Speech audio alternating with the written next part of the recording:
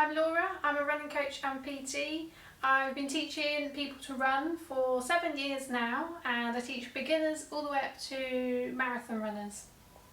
What I find with beginners is when they ask me about work they can do to help improve their running, we discuss core strength, and a lot of the exercises out there for runners aren't necessarily geared at beginners who may not have worked on their core strength before. So this video is going to go through the basics, and if you can master the basics, then you can go into more elaborate core exercises and routines that are really going to challenge you. But it's important to get the basics right first before you progress. So where is our core? We often think about a six-pack, but I like to think of it more as a biscuit tin. So not just on the front, but all the way around, and it's got a bottom to it as well. Your pelvic floor at the bottom is part of your core. Gentlemen, you have that too. What does it do? Well, it keeps us nice and upright and nice and stable.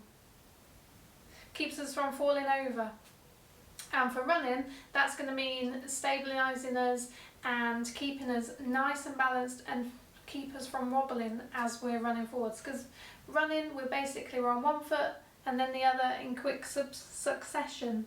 The more stable we can do that, the less prone we're going to be to injury, and the more efficient we're going to be, and we're going to harness all that power that we're generating in our legs and our glutes and putting that into going forwards rather than losing any of that energy in sideways movements. So if you take your hands onto your abdomen and relax everything, and now take your weight just onto one leg, and you might feel your core tense up there. Let's try it again.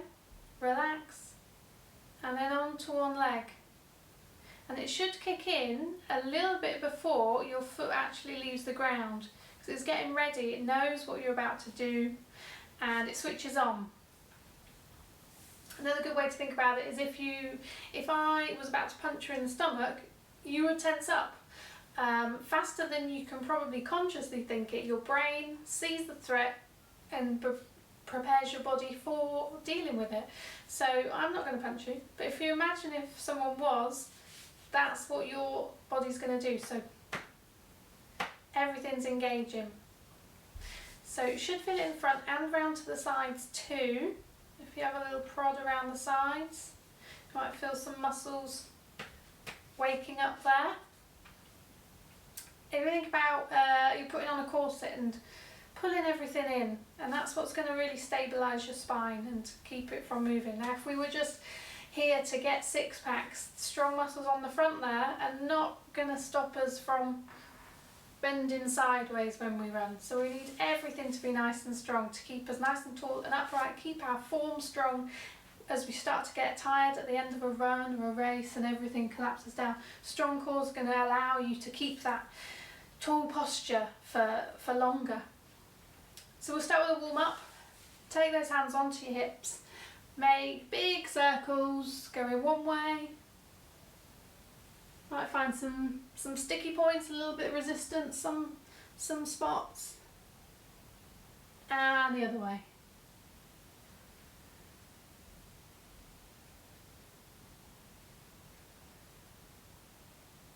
Good. Now stand up tall.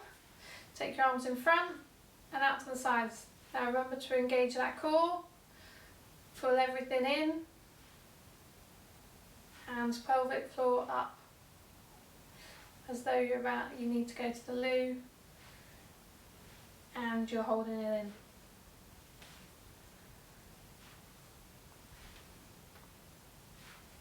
Good, I can feel things creaking.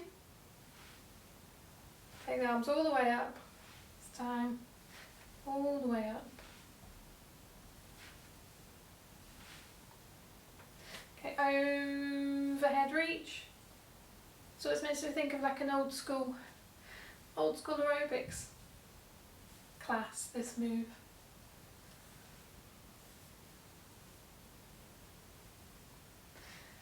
Should feel a gentle stretch around the side of your body. Just moving through it, not staying there too long. warming up those muscles. Good, and take it across the body now. Again, we're back in those leotards, back in that aerobics class.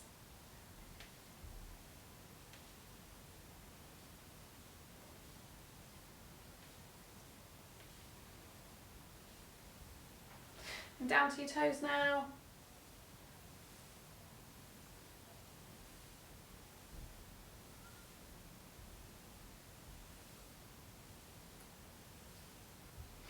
Back to those hip circles.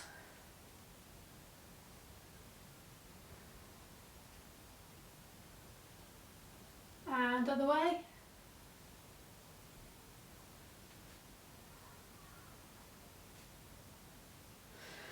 Whew, over your head.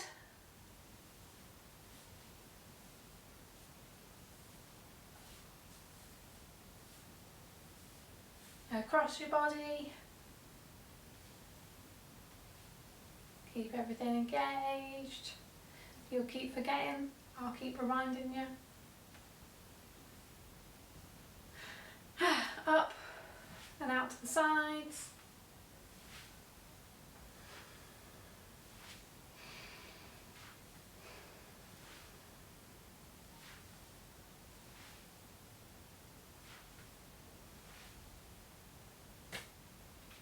Good. Down to your toes.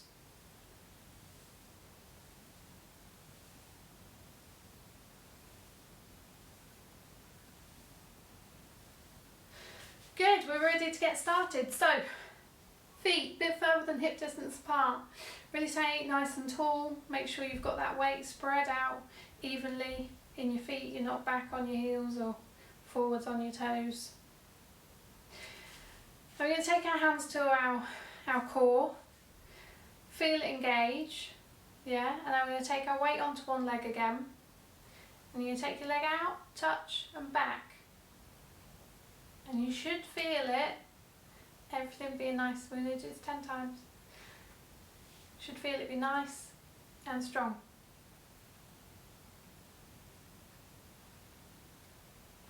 Okay, other side.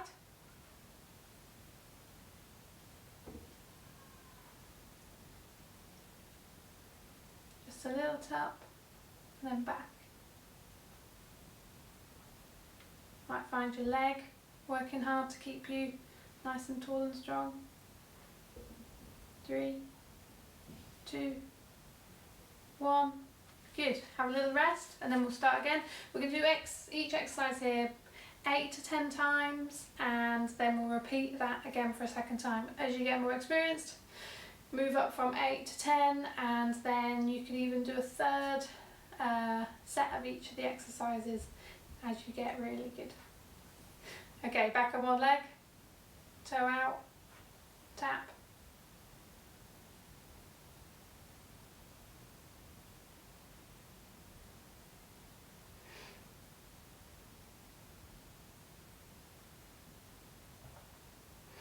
Nine, 10, another side, get your balance.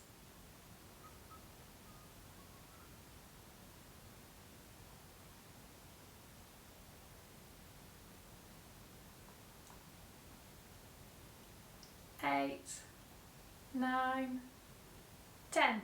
Good. So you should feel it switching on. You should feel it getting a little bit warm in there. It doesn't have to be burning for it to be working well.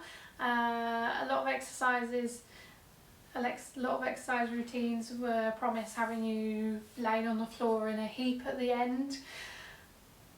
That's not the only way to get a good workout. If you can feel your core engaging and getting a little bit warm, you don't have to be completely destroyed at the end of it to have had an effective workout, particularly when you're starting out.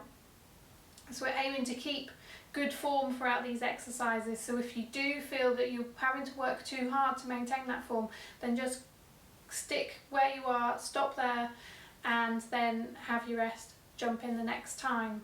I'd rather you do them well than do more of them. Do less well than more and damage yourself. Okay, we're going to go down to the floor now for the next one. So you're going to go down onto all fours. Your knees are going to be below your hips. and your hands are going to be below your shoulders. And you're going to extend one arm and the opposite leg. Where's my knee in? Okay, check your position. One arm and opposite leg out nice and long, and then bring it into the body and out again. Okay, so we do it 10 times.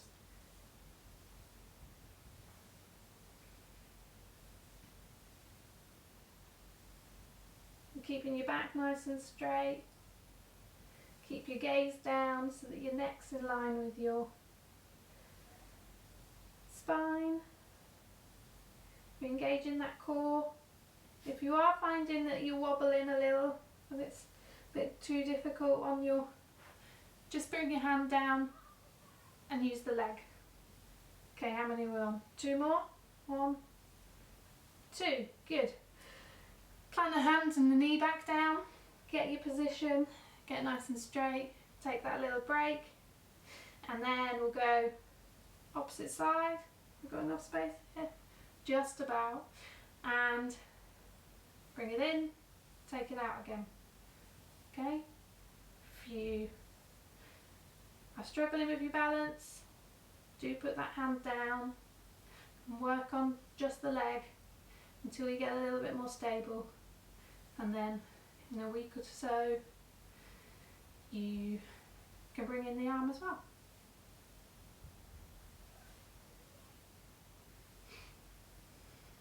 Three more.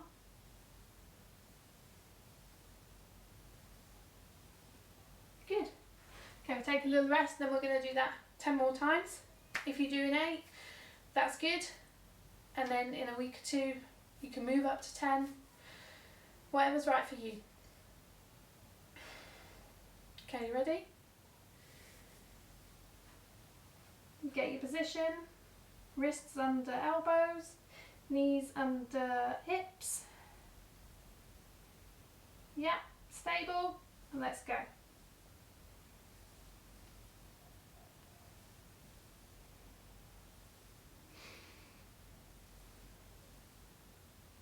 Don't forget about that pelvic floor, bring it up. Gentlemen, you have a pelvic floor too. We talk about it a lot in women. It's easy to think that men don't have one, but you do.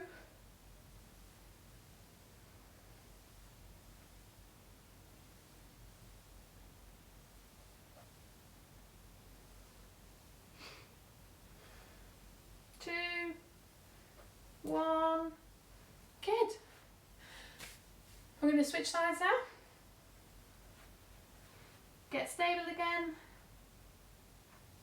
Oh, hang on. Which side have I done? That way. Okay.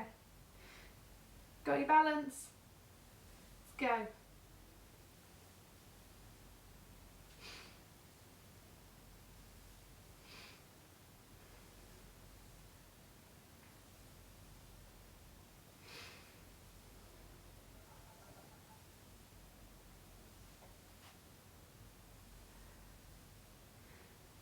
So there's no need to go fast. It's actually, the slower that you do it, the harder it is. What have we done? 2, 1. Yes, no need to like rush through that. No prize for getting through the 10 as fast as you can. The slower that you go actually makes it harder because your hand and foot are off the floor for longer. You're having to work to stable. Okay, next is the bridge. So we're going the other way around. Feet flat on the floor. Shoulders on the floor. Head down. Bring those heels back a bit so they're underneath your knees. And then we're going to lift your hips up towards the ceiling, keeping your shoulders on the floor so that there's no strain put on your neck.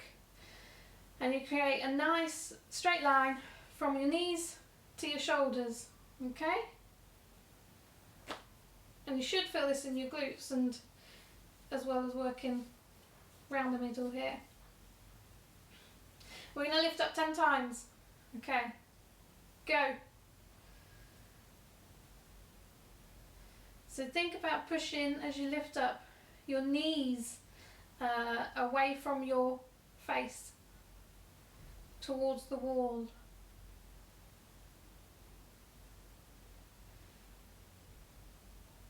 8, and then we get to 9. When we get to 10, we're going to hold it. So this last one, hold. Yeah, you might find you start to shake a little bit. If you do, feel free to lower down and take your rest. Everybody else, we're here for 3, 2, 1, and down. Should feel that on your bum. Have a little rest here, and then we're going to do that again.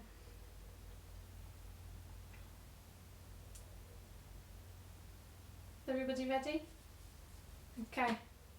Remember, bring that core in, pelvic floor up, off we go.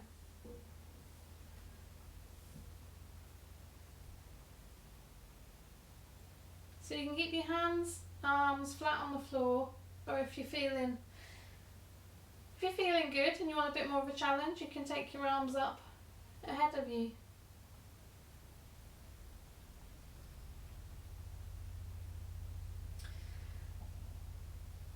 I remember on that last one, we're going to hold it. 9, 10, let's hold it.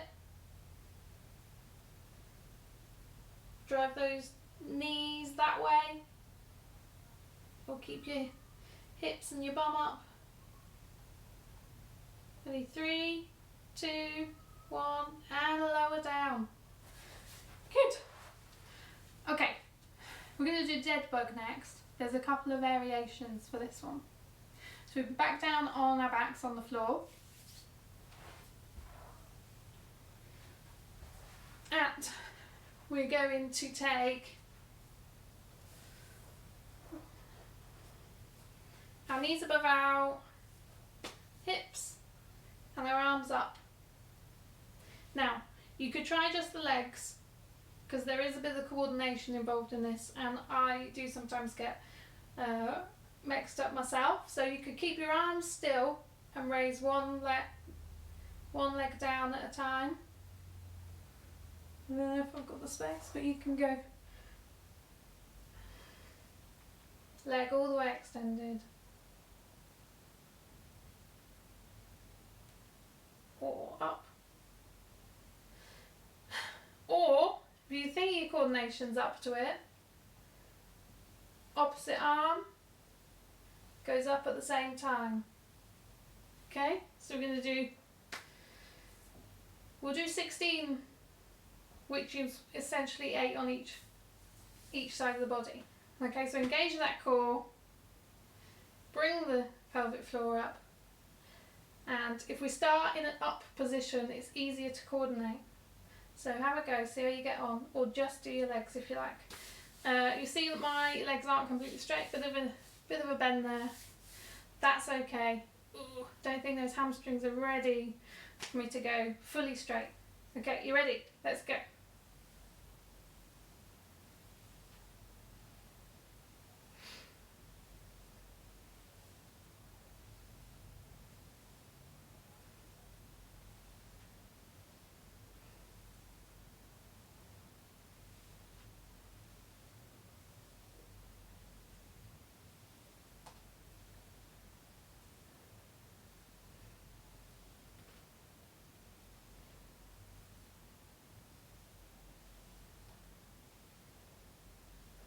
Last one. And relax. A little bit small here for a full extension. I'm trying to get so you can see what's going on. Have a little rest. I think you really notice that your core's been engaged when you go to that relax mainly. You can sometimes feel like, well, am I pulling that in? Is that engaged? But once the exercise is over and you relax, you will notice if it has been, and everything kind of goes, whew. Okay, we're ready to go again? Bring those legs up, or bring them to a knee. Up to you, hands up. And if you want to do your legs, do your legs. If you want to bring in the arm, do that too. Okay, you ready? Like my foot shaking a little. Okay, let's go.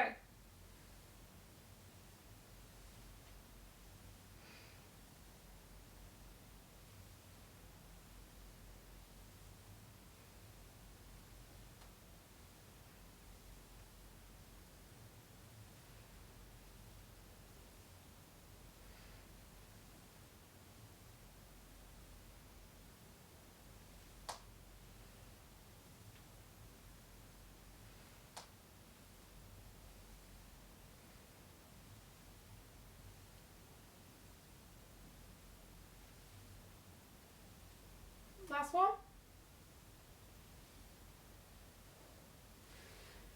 Good. So, 2 more exercises left. We're going to do a plank and a side plank. Now, when we talk about core strength, a plank is the thing that most people come into their mind immediately. They're quite difficult for if you're starting out with some core strength, and depending on what your strength is like and how much weight you're having to hold up, they are harder for some people. So if you can't do a plank, don't feel bad about yourself. Doesn't mean that you don't have any core strength, but essentially if you're holding up more weight than another person, it's going to be harder for you. So that's why some of the exercises involve us on our back or standing up. We're still getting a workout of those core muscles. But there are ways that we can make a plank a little bit easier. I struggle with it on my elbows, find it easier on my hands because it changes that angle. If you've got problems with your wrist though, then do drop down onto your elbows. You can also bring your knees in, so you might have done a kneeling push-up before. You can assume the same position for a plank. So here's a high plank. The further apart that your feet are, the easier it's going to make it because you're going to be more stable. Planking on your elbows or planking on your knees, either with your elbows or on your hands. So those are your options. Just make sure that this back is nice and straight. Okay. So we're going to start with 10 seconds, 2 times. When you get a little bit more experience and get a bit stronger, then take out the break. We're going to have a break. If you do this again in a week or 2 and you think, I don't need that break, I can keep going, then keep going. We'll all be having a break. You go on through for the full 25, 30 seconds that it'll end up being. Okay, and if you need to stop beforehand, just do. If you find you're wobbling a bit too much, drop down to your knees if you're not already on them, or just take your rest sooner. Okay, off we go. 10 seconds.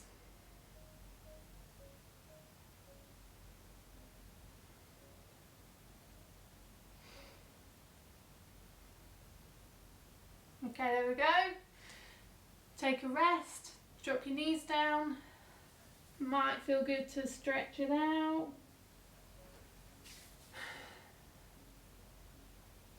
You ready to go again? Ready? Maybe you're still planking, maybe you're going through this break. Okay, 10 more seconds.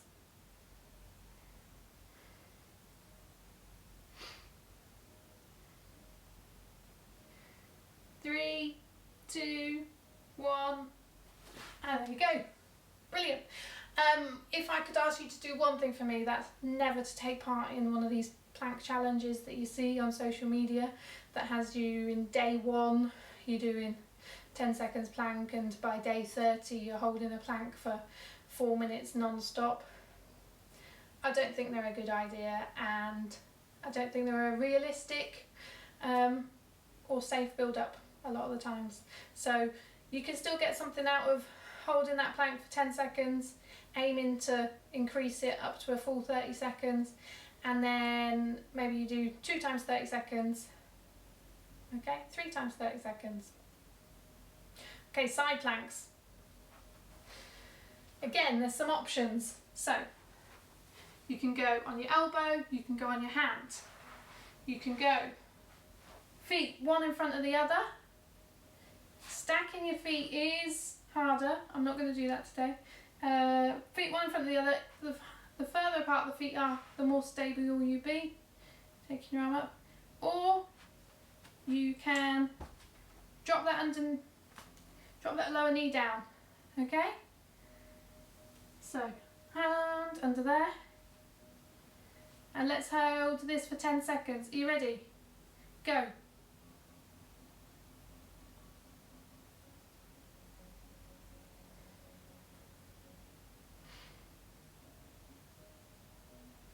Two, one, and release. Okay, so even with the knee down, I can feel my muscles engaging and getting challenged a little bit. Hopefully you can too. So all of those options, it doesn't necessarily have to be a do it for 10 seconds and each time you build up a little bit. There's the variations, so work on doing it with your knee down and then work up to doing it without the knee down. Let's do the other side. Ready? Go.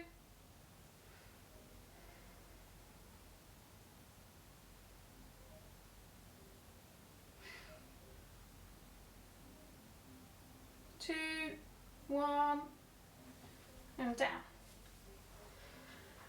Whew. We're going to do each side again for another 10 seconds. And then we're finished. Okay, you ready? Whichever option you're doing, you're not held to keeping the same option.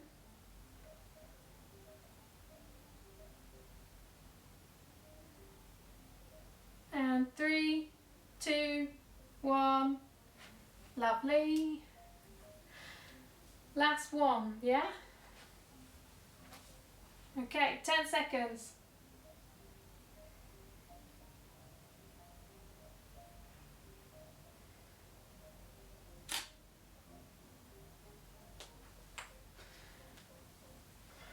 Brilliant, well done. So if this has been your first time doing any sort of core strength, hopefully that kind of gave you an overview of what it's all about, gave you an idea of what those core muscles are doing, where they are, what they feel like when they're being asked to do better work. So if you stand back up again, feel that core, stand on one leg and the other leg, and hopefully you know what it feels like when it's all engaged, and you can do that even when you're cooking your tea, stood at the oven. Just work on engaging and relaxing that core, okay? And then hopefully you'll become a stronger and more efficient runner, and you'll stay injury free. Thank you very much for watching, and if you enjoyed it, please subscribe, and I'll do some more videos. Bye.